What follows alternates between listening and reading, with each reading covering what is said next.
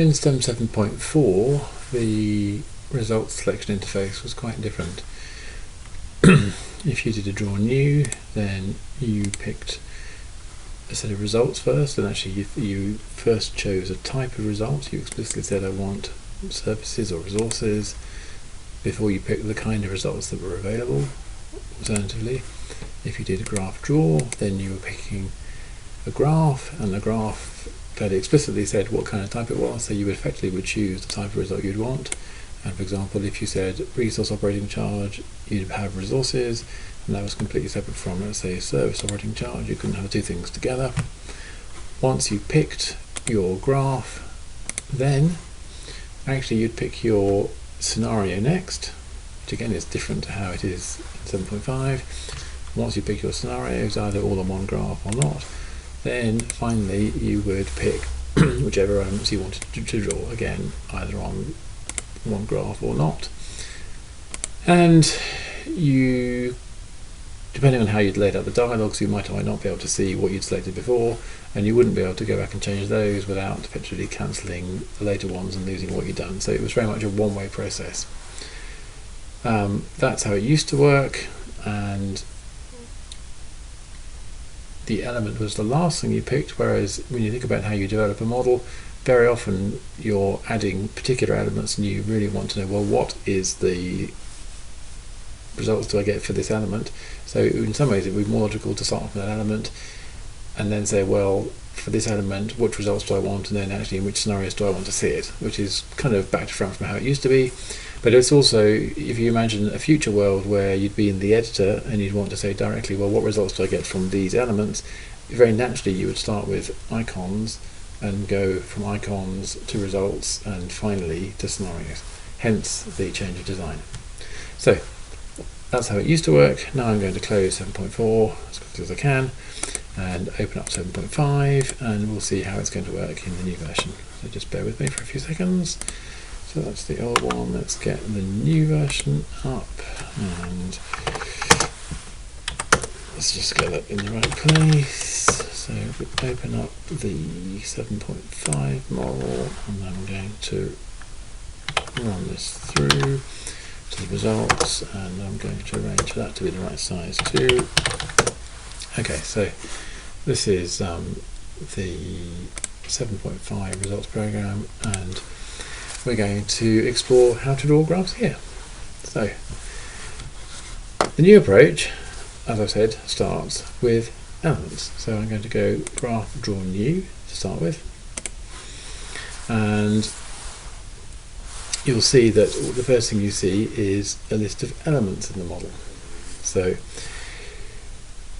it's done this way because this is more in line with starting from the editor, where again you've got editors on the screen, as you've got elements on the screen as icons, and it's also the case that this allows you to pick elements of different types. So in this context I could pick, let's say, the service DSL access, and I could also pick the DSL resources like DSL shelf and DSLAM chassis, asked to put them on a single graph, even though one of them is a service and these two are resources.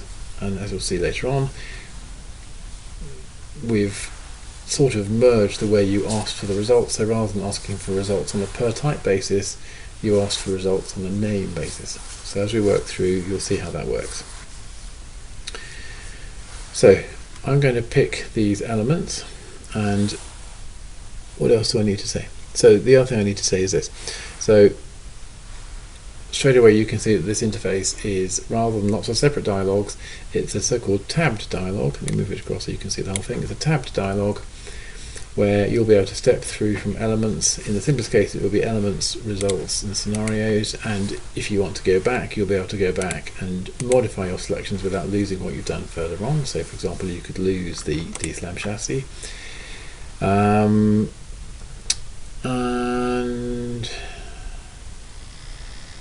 that would allow you to both review what you've done and amend the selections.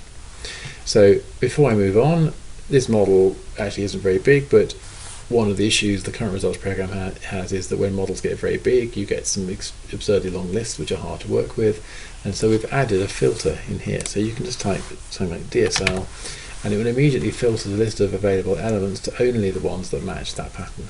So again, this would make it much easier to pick out the DSL elements. And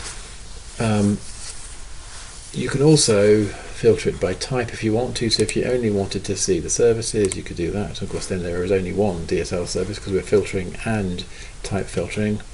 Or if you picked resources, you'd see the DSL elements, and if you remove the filter, then you see them all again. And I'm going to go back to having DSL access and my DSL shelf and the DSL chassis. And you could be mistaken for thinking that you have selected the elements, but the way it's designed to work is actually that you have this double arrow button which moves those from available into the things which are actually selected for the graph. We've done it this way for several reasons. One is that it makes it evident precisely what the selection is. So rather than the selection being sort of spread out over what could be potentially a large list here, it means you can see exactly what you selected. It means that when you're selecting them in the first place, if you imagine how it used to be without a filter, with a long list here, you could have been selecting something here and then something else further down off screen, and even if you know about holding the control key to do that, it's very fiddly and very easy to drop things by mistake. And finally, by having the actual selection by itself, it then makes it much easier to order things. So if you've got an explicit selection, it would allow you to say, well, actually I want DSL access to be at the end rather than the beginning, and if this part was implemented, then I'd be able to click down and it would move down one, and I can move it down to the end of the list. By default, these will just appear in the automatic order, which is the order defined in the editor.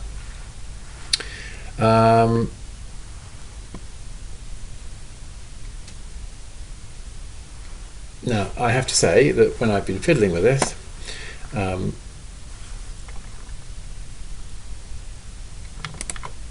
I'm skipping ahead, but anyway, I found when I've been fiddling with this that, well, it's gone funny now. When I've been fiddling with this, I have found that because I'm used to how 7.4 works, if I do this or if I do this, I already feel like I've selected something. But actually, you'll find at the moment that if you then move on to results, nothing will be available because actually I haven't selected them because they're not in the selected one. Now, I've actually suggested, or I have a pending suggestion, which would be that if nothing was here, then we would fall back to using this. Not sure if we'll do that or not, but that might be a friendly thing to do. Obviously, if you have just the things there, you don't get the benefit of being able to order them over there. And this also leads back to all the issues about them being far apart and whatever. I realised I skipped over one detail, which is, as well as using the arrow button thing here, you also have the facility to double click things one at a time. So if you would like this, you can double click DSL access to move it over there, double click DSL shelf, double click DSL chassis. So in a sense, it's no harder than it was before. If you have a different mindset, starting from the beginning, it's no harder really between doing this, this and this to select them here than going here and going da-da, da-da, da-da. But obviously it is a slightly more of a fiddle because it's a double click.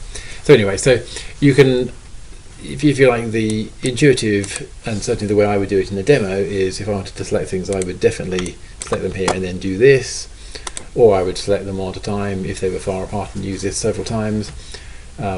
If I was doing it by myself, I might very well do the double click, but either way, it's very easy to move things from here to here. And I didn't say, but you probably guess intuitively that if you click in this one, it guesses that what you might want to do is to move things back. So the direction this button works in depends on where you have most recently had the focus.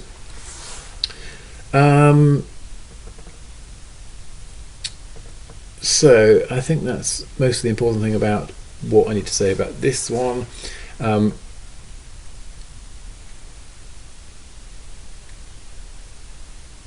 Yeah, so this is then step one of a tabbed process, where once you've got these three elements selected here, I'll then be able to move on to results, and as I'll explain in the next video, then I can pick which results I want to graph here.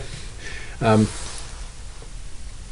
the point is that if I wanted to draw one graph with, let's say, with maintenance cost, and then come back and draw another graph, when I come back the next time, this selection will still be here. So the next time around, I could skip this altogether, go straight to results, and just draw a different graph. And the idea is that if you're drawing a bunch of charts that have some things in common, overall there'll be less clicks, less jumping between windows than you would have had with the current system. As well as obviously the point about when you're halfway through, it's much easier to go back. You pick some results here, but it's much easier to go back and look at the elements and change them without actually losing what you've done here. Or is it? Yeah. Well, yeah. Well, yes, because what I mean is, if I had actually selected this, then if I went back to elements and back to results, then it wouldn't have forgotten this. So the idea is that you can jump about and make selections in each of the different tabs and jump about between them to change your mind, and also jump about between them to review what you've got before you finally click the OK button to draw the graph. And again, actually drawing the graph we'll get to later.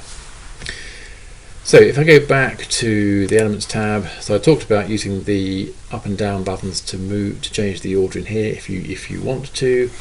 And the last thing to say is that if you've picked more than one element here, you have the choice as to whether or not the elements will be drawn on all on one graph or on separate graphs.